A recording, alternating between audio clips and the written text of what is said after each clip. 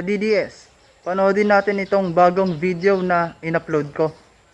Una po sa lahat, gusto ko lang pong linawin na wala naman pong pro o anti dito, Mr. Chairman. Importante lang po na tanungin namin ang tamang mga tanong, malaman namin ang katotohanan, at batay po doon bumoto kami. Sa inyong po mga presentasyon at doon sa mga isyong na ilagak dito sa komite, pwede mo nagkamali kayo.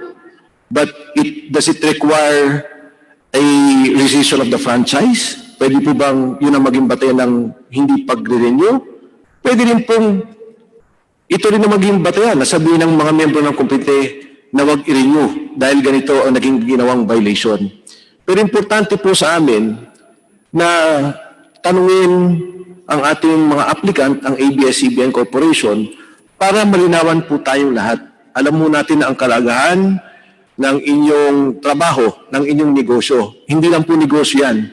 Siya po ang nagbibigay ng kultura, siya po ang nagbibigay ng impormasyon at kaisipan sa ating mga mamamayan at higit sa lahat sa ating mga kabataan.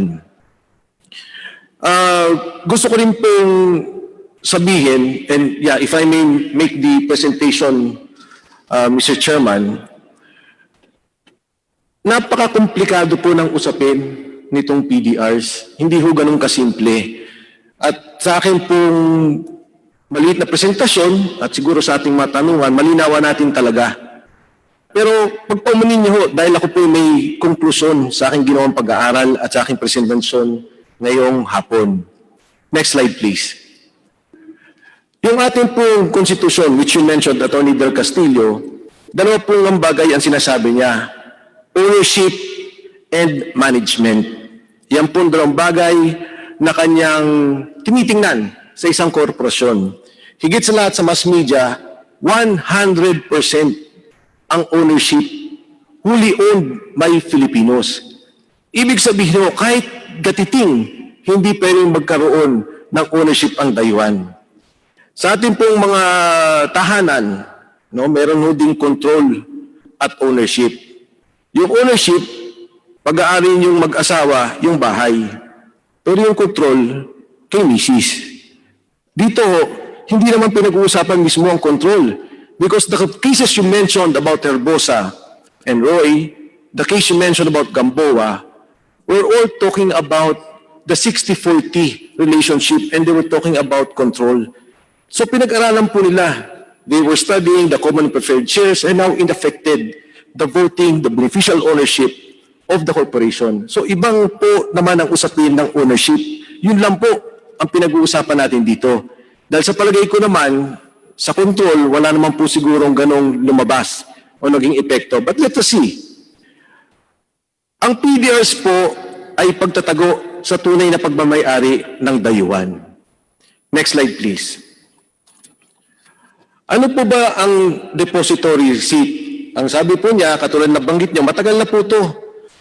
Meron pong American Depository Receipts, Depository, yan po yung sinasabi nila. Meron pong GDR, German Depository Receipts, Global Depository Receipts.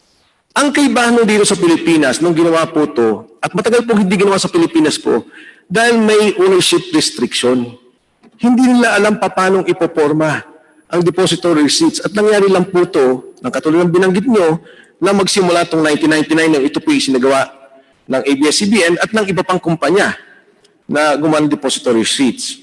Ito po ay negotiable security which represents ownership, interest, and securities of a foreign issuer, typically trading outside its home market.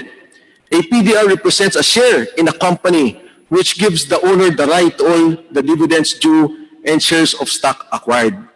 Ang ibig pong sabihin, ang lahat ng kita ng PDR pupunta doon sa may hawak ng PDR. Ang PDR po, ito po yung kinyo pong Philippine Depository Certificate.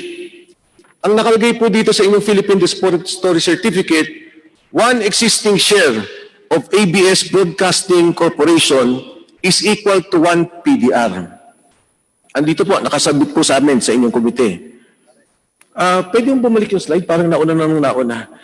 So, hindi po pwedeng ibenta o bilhin ang PDR kung hindi gustong ibenta ng may-ari. Ang ibig sabihin po, para lang humaliwanagan yung ating mga nanonood, sa palengke ho, may rights. Sa palengke, yung nagbebenta, pwede niyang ibenta yung rights niya. Umabot po yun ng 100,000, minsan milyon pa. Yung kita sa rights niya, pumupunta doon po sa nagbebenta sa palengke. Pero yun nga po, walang titulo. Dito po sa PDR, nakasabay po ito sa isang titulo. Wala siya sa pangalan ng titulo, pero siya ang nagmamay-ari ng titulo. 1 ABS-CBN broadcasting share is equal to 1 PDR. Sa palengke, rights, walang titulo, pero yan po, ganyan ang nagiging usapin sa kita at pagmamay-ari. Next slide, please. Yung pong binanggit na tama po kayo, ang ABS-CBN Corporation ay kaiba sa ABS-CBN Broadcasting Corporation. At ang kumpanya po ng ABS-CBN Holdings Corporation ay ang pagbibenta ng PDR. So pag tinignan po ang ABS-CBN na kumpanya, ang may-ari ABS-CBN Holdings Corporation. Next slide. Ang ABS-CBN Holdings Corporation po, 50% pagmamay-ari ng Lopez Inc. At iba pang mga direktor at opisyalis nito. Yan po ay galing sa inyong webpage. Next slide, please. Yan din ho, galing sa Philippine Stock Exchange, na ang sinasabi po niya na ang ABS-CBN Broadcasting ay owned by Lopez Inc. At ito po ay kasama dito ang negosyo ng pagbibenta ng PDR. Next slide. Ang ABS-CBN po maraming layers ng pagmamay-ari. Hindi lang po ang ABS-CBN Corporation, katulad po yung kaninang pinakita ko, ang nagmamay-ari ABS-CBN Holdings. Nandiyan po ang PDR sa ABS-CBN Holdings. Ang Lopez Inc. din po, na hindi po yan listed, meron po yan Lopez Holdings na listed company. So ang layering po, napakadami. Diyan po sa diagram na yan, makikita nyo. And for the record, Mr. Chairman, pag paumanin po ng ABS-CBN Corporation, hindi yung sinambit sa amin ang dokumento ng Lopez Inc. to Lopez Holdings Corporation. And maybe at the proper time, we can ask for that. Kasi ang hawak lang po namin, ABS-CBN and ABS-CBN Holdings. Next slide, please. Kung titingnan niyo po, dyan po sa listahan ng Lopez Holdings Corporation, 54% po dyan ay Lopez Inc. Yung pong Filipino group ng PCD nominee, dyan po ang mga PDRs, 30%. At malinaw po, nakadeklara sa inyong mismong website, non-Filipino PCD nominee corporation at 9.89%. Kanina ko sinabi na Tony Del Castillo, meron na pong ABS-CBN Holdings, meron na pong banyaga na magmamay-ari. And I think it's very clear also, nandito po sa akin yung pag-uusap na ginawa noong shareholders meeting. Ang sabi po, the PDRs sa ABS-CBN Holdings, the PDRs unlock the share value of ABS-CBN, allowing foreigners to participate in a media enterprise whose ownership is constitutionally limited to Filipinos, with foreigners allowed to buy PDRs, shares which have long been undervalued, can now play catch up with the regional media counterparts. Ito naman po galing sa ABS-CBN Holdings Corporation. So paglilinaw lang po, may Lopez Inc., may ABS-CBN, meron ABS-CBN Holdings, at meron Lopez Holdings. Sa dalawa pong korporasyon ng ABS-CBN Holdings at Lopez Holdings, meron pong mga banyaga na nagmamay-ari ng PDRs. At ang PDRs po na yan, may katumbas na share sa ABS-CBN. So ito po yung susunod, ang ABS-CBN, next slide please, Corporation. Kung titingnan niyo po dyan, 490 million shares, Lopez Inc. Tapos nandyan din po yung PCD Nominee Corporation, 352 million shares. Yan po kailangan nating himayin. Sino po ba dyan ang PDR holders na banyaga? Next slide, please. Again, in the Lopez Holdings Corporation, nakalagay po dyan, Lopez Holdings Corporation entered into a memorandum of agreement with Lopez Inc. for the subscription of Philippine depository receipts to be issued by Lopez Inc., which are common shares of ABS-CBN Corporation. Lopez Holdings Corporation's total investment in the deposit receipts amount to 1.5 billion. Kaya pagpuwan niyo po, Attorney Del Castillo, medyo i-debunk ko lang po yung binanggit niyo kanina. There is an actual share in ABS-CBN Corporation. They may not have their names. Wala po sa pangalan nila yung ABS-CBN Corporation share, pero ang bawat PDR ay may katumbas na share sa ABS-CBN Corporation. Next slide, please. Yan po ang sample contract. Pinakita ko na po kanina yan, at muli po, papakita ko yan. Ang existing corporation po ng ABS-CBN Broadcasting, 1 PDR, 1 ABS. Kung iahambing ko po yan sa bahay, meron kang bahay, may titulo. Yung titulo mo, sinabi mo, may papel kang hawak. Ako nagmamay-ari ng 30% ng bahay na yan, wala kang pangalan sa titulo. Pero batay sa kontratang yun, hindi mabibenta yung bahay. O kung mabenta man, mapupunta sa iyo ang 30%. Pag ang bahay pinarenta ng 1,000, 300 pupunta sa iyo, bawat kita ng bahay na yan. Yan po, sa aking palagay, is a circumvention of our Constitution on ownership. Sa maraming pagkakataon, yan po ay pwede mo nating sabihin anti-dummy.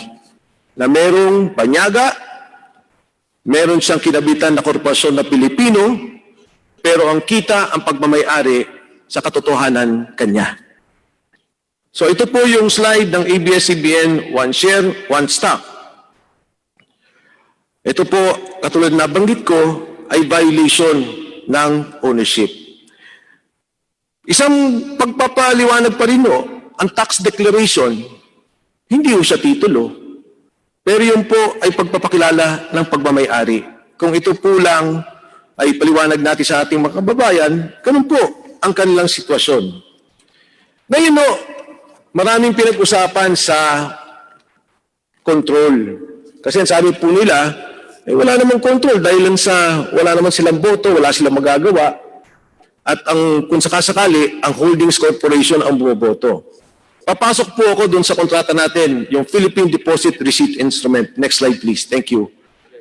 Ang nakalagay po dito, it will not alter, modify, or otherwise change its articles of incorporation or bylaws or take any action as to materially prejudice any rights in relations to the PDRs. Ito po ang tinatawag na negative covenant. Wala kang pwedeng gawin hanggat kapit ko ang PDR. Wala pong pinagkaiba yan ng ECQ. Doon po sa kaso ng Rappler, bago ka lumabas, magpaalam ka sa barangay, kumonsulta ka. Dito, sinasabi na ng barangay, hindi ka pwedeng lumabas. Sa parehong ehemplo, ang kontrol nasa barangay.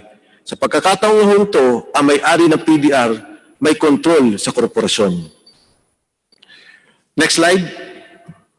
Ito po, sinabi kanina ni Chairman Alvarado, when the law is clear, there is nothing for the courts to do but to apply it.